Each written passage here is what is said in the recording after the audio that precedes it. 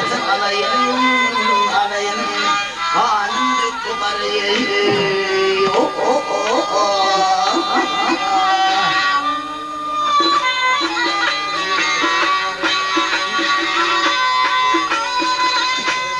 ölümden oya içinde yeniden otağa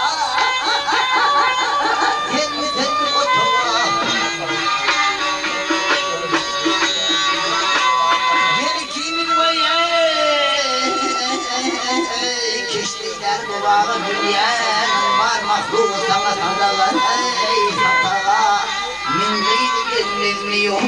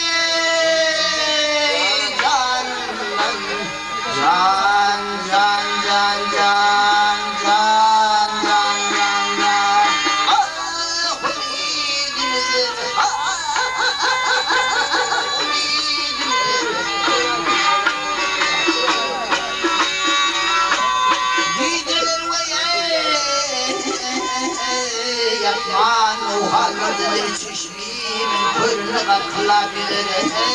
gelir bilmiyor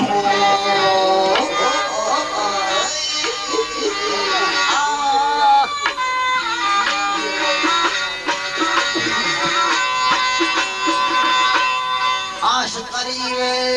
garip aşık güllerin vardır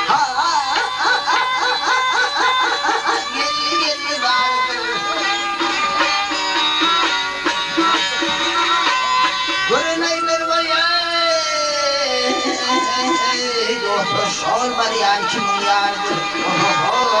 görür ki gönlüme derdir derdir adamından sıkana